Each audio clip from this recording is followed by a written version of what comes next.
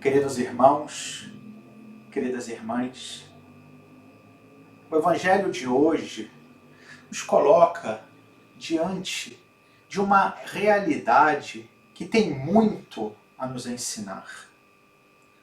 Quando Filipe pede a Jesus para que mostrasse o Pai, porque isto bastaria, Jesus então lhe diz: mas Filipe, tanto tempo eu estou com vocês e vocês ainda não entenderam que quem vê a mim vê o Pai? E logo depois Jesus faz essa revelação, que é algo que naquele momento os seus discípulos não tinham ainda compreendido.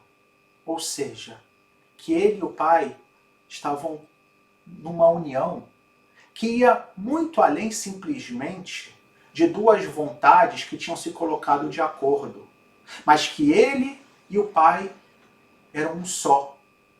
Estava revelando o mistério da Santíssima Trindade, ao revelar que ele era a segunda pessoa da Santíssima Trindade que tinha se encarnado, que tinha assumido uma vida humana, mas que era tão Deus quanto o Pai. O único Deus em três pessoas.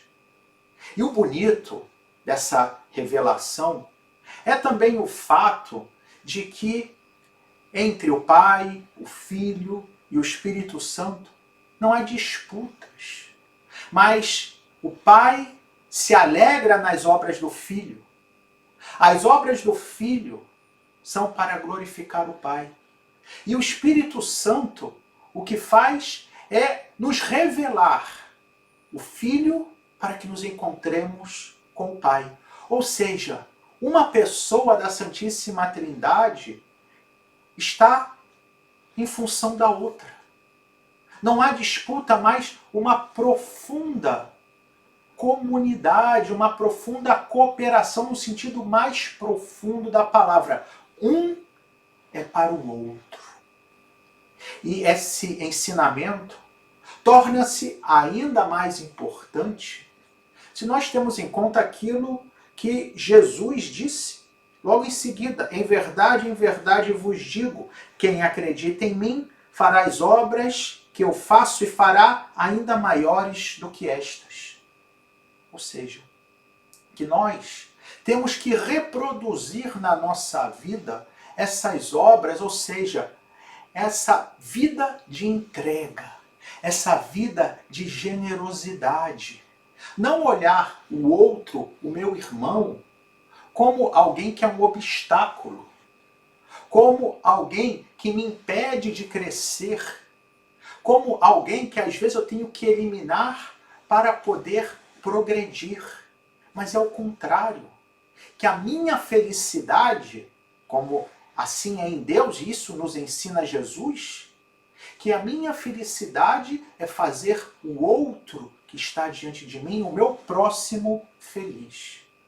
E quase como um contrapeso a essa realidade, nós temos a primeira leitura de hoje dos Atos dos Apóstolos. Vemos ainda São Paulo e Barnabé na cidade de Antioquia da Pisídia. E logo após ter anunciado Jesus na sinagoga, diz o texto que a cidade inteira, uma semana depois, foi se reunir, provavelmente porque a voz, de que tinha um pregador anunciando uma salvação, anunciando uma figura extraordinária que era Jesus, foi passando de boca em boca, e o fato é que a cidade inteira foi ver o que Paulo estava anunciando. E o que é que aconteceu? Diz o texto que os judeus daquela cidade ficaram cheios de inveja. E é mais importante ainda para que entendamos o significado dessa inveja, era ler o que vinha logo em seguida. Se a gente pega o texto, e não o que a gente escutou hoje na primeira leitura, mas logo o que vinha antes, nos Atos dos Apóstolos, vamos ver que quando Paulo foi na sinagoga, quando anunciou Jesus só para aquele grupo de judeus, eles ficaram contentes, ficaram interessados e disseram que queriam escutar mais. e que Paulo voltasse no sábado seguinte. E é o que aconteceu. Quando vieram também os pagãos, quando aquele grupo de judeu percebeu que Paulo não estava mais anunciando algo que era só para eles, ou seja, que eles não eram mais os especiais, não eram mais aqueles que tinham uma espécie de clube exclusivo, mas que Paulo anunciava para todo mundo a mesma salvação de modo indistinto, eles ficaram cheios de ciúmes, ficaram com inveja e começaram a blasfemar e começaram a maquinar, inclusive, contra Paulo e Barnabé, até o ponto de que eles acabaram sendo expulsos da cidade. E isso, queridos irmãos, queridas irmãs, não nos enganemos. São sentimentos que eu e você podemos ter, sim. O sentimento de inveja, o sentimento de ciúme. Qual é a raiz desse sentimento? No fundo, e o texto de hoje deixa muito claro, é o orgulho, é o egoísmo. É quando eu não me sinto mais especial. É quando eu começo a ver o outro como um obstáculo, como alguém que está roubando algo que eu acho que é só meu. No caso daquele grupo de judeus, a salvação de Deus.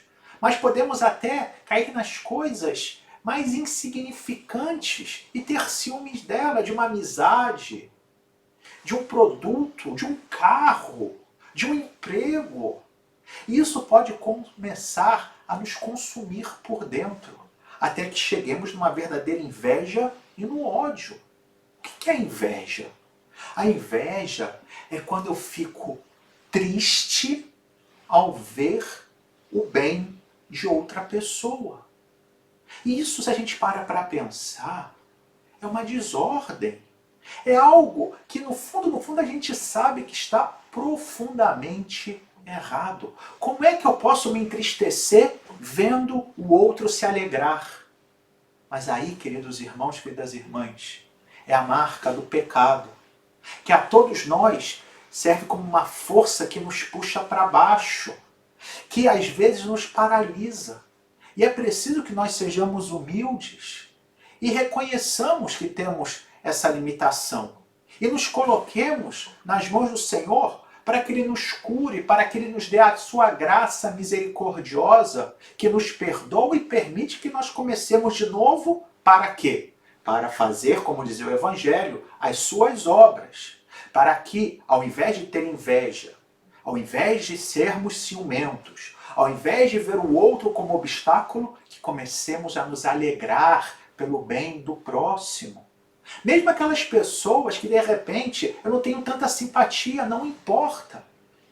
Quantas vezes, e aqui um exemplo concreto, eu escutava pessoas, quando falava-se alguém que era rico, por exemplo, diziam, mas se é rico é porque certamente foi desonesto. Que pensamento é esse? É um pensamento que nasce da inveja. É um pensamento que nasce de não se alegrar com o bem do outro. Pode ser que ele seja desonesto, mas eu não tenho como saber. Mas eu não posso simplesmente querer que o outro seja ruim simplesmente porque ele tem algo que eu não tenho. Que nós façamos hoje esse exame de consciência, queridos irmãos, queridas irmãs.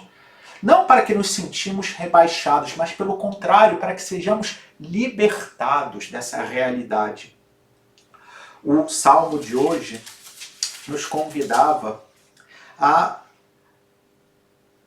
verdadeiramente cantar, como era o primeiro versículo do Salmo 97, cantar ao Senhor um canto novo.